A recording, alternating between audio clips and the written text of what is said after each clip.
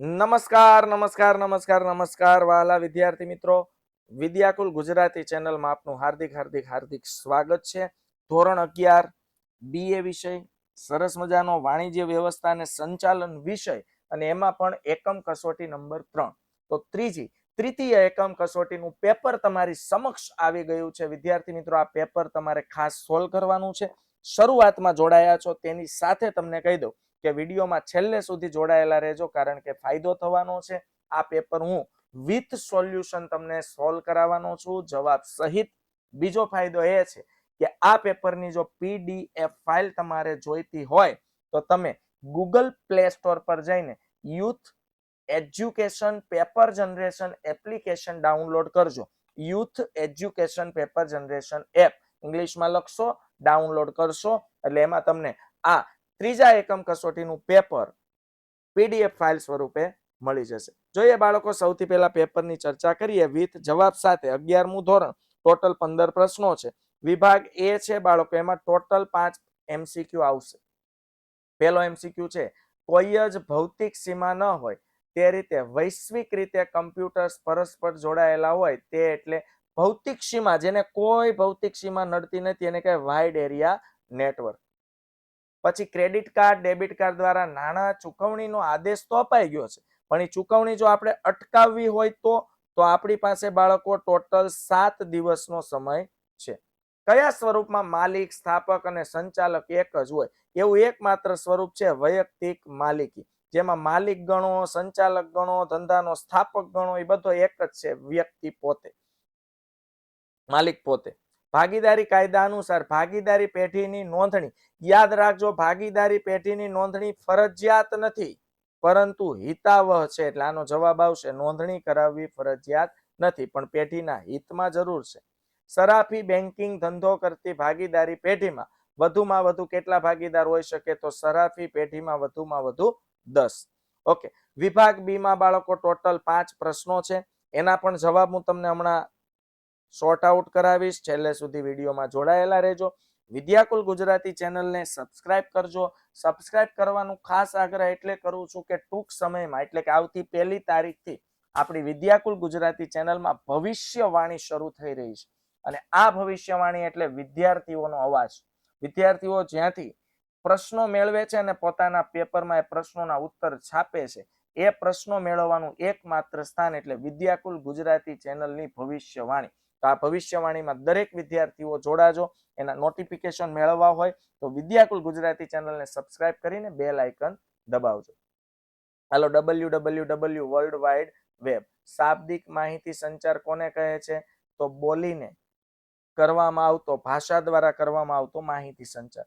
નિષ્ક્રિય ભાગીદાર કોને કહેવાય? એના જવાબ હમણાં જોઈશું. ભાગીદારોની અમર્યાદિત જવાબદારી એટલે શું?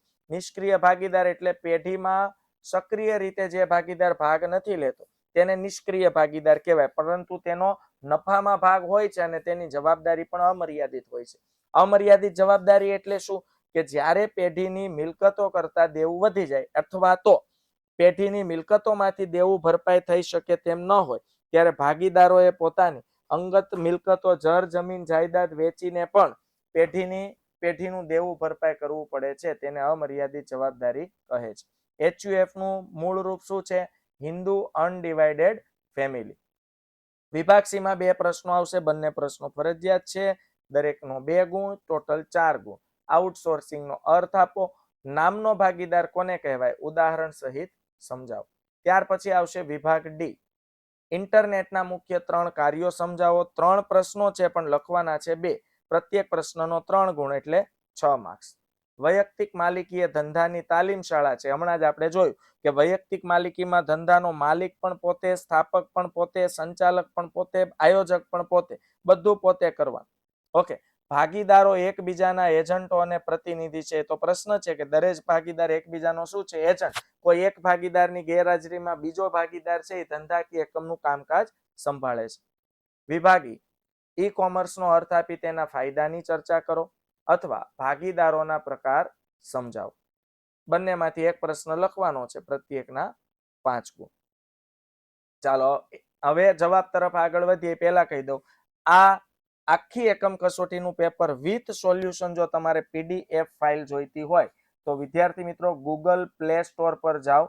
ગૂગલ પ્લે સ્ટોર પર જઈને youth education paper generation application download કરશો, ત્યાંથી તમને આ ફાઇલ મળી જશે.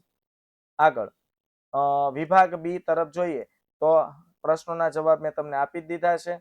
ઓકે, સ્ક્રીનશોટની જરૂર હોય તો લેતા જાજો. બાકી PDF તો તમને મળવા પાત્ર છે youth education paper generation application પર. વિભાગ સી, પ્રત્યેક પ્રશ્નનો 2 ગુણ. આઉટસોર્સિંગનો અર્થ આપો. ધંધાકીય એકમો દ્વારા કોઈ પણ કાર્ય કે પ્રક્રિયા જ્યારે કોઈ ચોક્કસ સમય માટે અન્ય જૂથને કરાર દ્વારા સોંપવામાં આવે તેને આઉટસોર્સિંગ બહિસ્ત્રોત કહે છે. આઉટસોર્સિંગ 2 પ્રકારના છે, BPO બિઝનેસ પ્રોસેસ આઉટસોર્સ અને KPO નોલેજ પ્રોસેસ આઉટસોર્સ. નામનો ભાગીદાર કોને કહેવાય, ઉદાહરણ સહિત સમજાવો. સ્ક્રીનશોટ લઈ લેજો બાળકો. મોટો પ્રશ્ન છે. વિભાગ ડી, પ્રત્યેક પ્રશ્નનો 3 ગુણ. ઇન્ટરનેટના મુખ્ય 3 કાર્યો સમજાવો. ઓકે, તો અન્ય વ્યક્તિ સાથેનો સંબંધ, માહિતીની પ્રાપ્તિ અને અન્ય કમ્પ્યુટર સાથેના જોડાણનો સમાવેશ થાય છે ઇન્ટરનેટના 3 કાર્યો.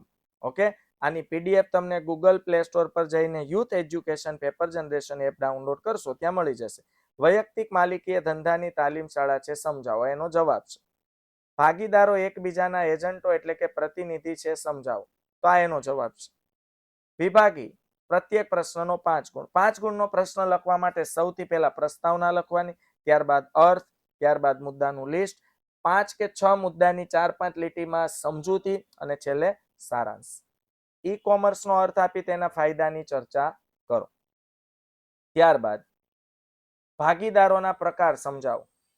ઓકે, તો સક્રિય ભાગીદાર છે, નિષ્ક્રિય ભાગીદાર છે, નામનો ભાગીદાર છે, માત્ર નફાનો ભાગીદાર છે, માની લીધેલો ભાગીદાર છે, સગીર ભાગીદાર છે, સક્રિય ભાગીદાર, તે અહીંથી લખવાની શરૂઆત કરવાની. તો આ રીતે વિદ્યાર્થી મિત્રો આ છે 11મા ધોરણ એટલે કે તમારી પ્રથમ પરીક્ષાનું ત્રીજી, તૃતીય, થર્ડ એકમ કસોટીનું પેપર. આની PDF મેળવીને તૈયારી કરજો, કારણ કે આ પેપર તમને ખૂબ લાભ અપાવશે.